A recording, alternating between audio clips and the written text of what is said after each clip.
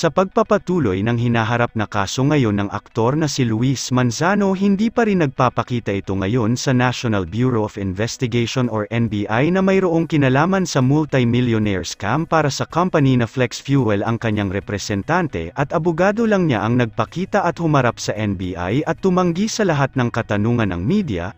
Ang mga na-scam sa nasabing kumpanya ng Flex Fuel ay nanggagalayte ngayon dahil sa paghihirit umano ng aktor ng 15 araw na extension at iba pang sangkot sa scam. Sa interview ng isa sa mga nagsampa ng kaso laban sa aktor na si Luis Manzano nagsalita sa harap ng media. Narito ang naging kanyang mga pahayag.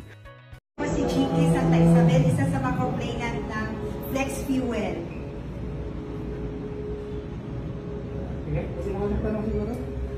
Okay, any update po? Update ng kasong ito. Actually, four lawyers came here today.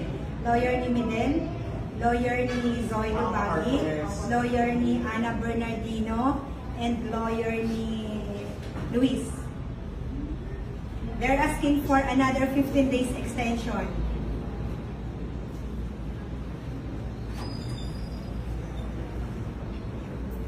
Para saan po yung 15 days na extension? Hindi ko alam kasi ba't ganun yung lawyer nila. Hindi naman court itong NBI. Ang role kasi ng NBI is just to investigate and collate all the documents. However, doon sa case sa mga lawyers, hindi naman sila para mag-submit ng counter affidavit dito or any pleadings. Doon po sila magsasubmit sa court. Bakit po sila naghihingi ng 15 days? Anong reason? Patatagalin po ba? Pero na-confirm po silang lahat na darating po sila ngayon kung sa mga representatives po nila. Well, na-confirm po ba si Mr. Luis Manzano na darating po? Siyempre, constitutional rights naman niya yung mag-hire ng lawyer. Siyempre, kung ako akusado, hindi ako pupunta. Nagbabayad ako ng lawyer. Lawyer ang pinapunta niya. Pero ma'am, kung ano lang po yung pwede niyong sabihin na napag-usapan po sa loob? Napag-usapan sa loob, ang sabi po nila ay willing naman daw po silang makipag-areglo. Eh kaso, kailan at magkano? Wala silang sinasabi. Ma'am, ano lang yung hypothetical lang? By way of pag-areglo, does that mean na in a way there's some sort of admission na merong fault on their part? Considering na you are offering for an areglo, meaning to say, you are liable and you are there to pay us, investors. Okay po. Ma'am, just for ano na lang po, magkano po yung in-owe sa inyo ng Flex Fuel? In my case, nasa close to 4 million. Close to 4. Eh kung gusto mo ng accurate doon sa mga complainants, I have here my list. Kung gusto nyo makita. Sige po ma'am, pwede po makita. Ano lang. Po, Chiqui Santa Isabel. Number 2.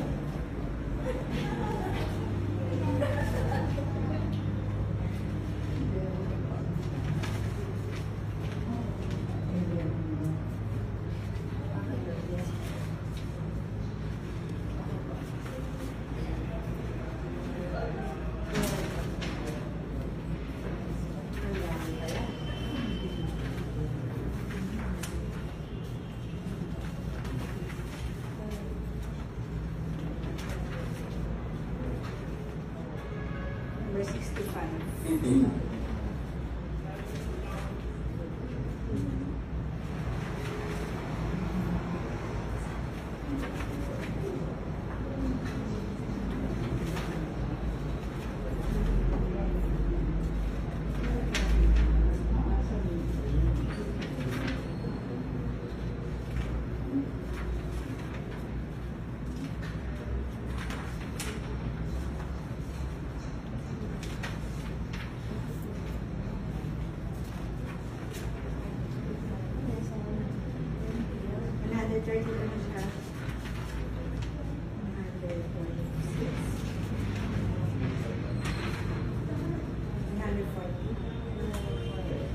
And total, 132,767,168.40. For a total of 132,767,158.40 for 148 complainants.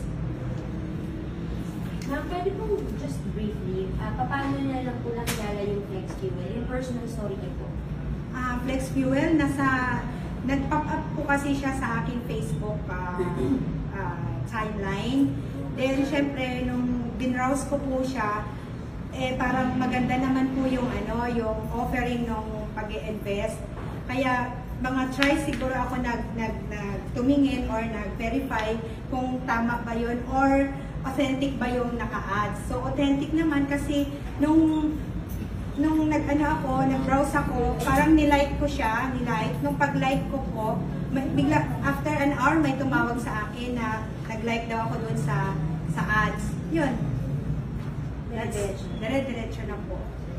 Kumita pa po ba kayo nung una? Or meron po bang naging return kahit pa paano po sa inyo nung una? With my 4 million investment, I deposited last October 15, 2020. Then on 2021, nakatanggap ako ng 58,000 and 28,000. That's the interest or dividends or income I received from Flex Fuel out of 4 million investment. Ma'am, any message na lang po to Sir Luis Manzano? Dito kasi Sir Luis, habang tumatagal, dumadami po yung complainants. Dapat po, hindi nyo na dapat patagalin ito dahil syempre po, masyado na pong hindi tayo nakakatulog ng mahimbing pag lalo pa natin pinapatagal. Kung gusto nyo talagang bayaran o isettle ito, total na sa inyo naman yung mga pera namin, gawin nyo na po as early. Kasi kami naman po, ilan lang kayo na incorporators versus 130 plus ka-complainants, saan naman po yung hustisya doon? Kaya kung ako sa iyo, Sir Luis, settle nyo na po yung mga investors po ninyo at makakatulog na po tayo ng mahimbing. Total, nakinabang naman po kayo sa pera namin.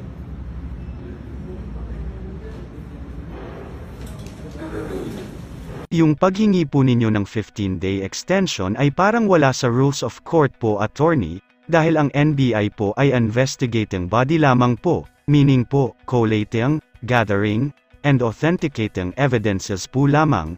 Hindi po sila allowed tumanggap ng counter affidavit po ng client po ninyo at ibang pleadings po. Hindi din po judicial body ang NBI po para tanggapin ang anumang pleadings na i-submit nyo po sa kanila after your 15 days extension po. Mga attorneys, sir, mukhang hindi natin alam yung rules of court, bakit po tayo humihingi ng 15 days extension from NBI, hindi naman po kayo magsasubmit ng counter affidavit, pleadings, etc. sa NBI, ang NBI po ay investigative body lang po, collating at gathering of all documents lang po ang role nila at NBI po ang magsasampa ng case sa court after evaluating all complainants' complaint and evidences po. Hindi po judicial body ang NBI po, investigative body po sila. Wala po silang power na tumanggap ng inyong mga dokumento or counterclaim, pleadings po. Ano po ba ang 15 days extension ng hiningi nyo po sa NBI? Delaying po ba yan? Or ibabalik nyo na po ang mga pera namin?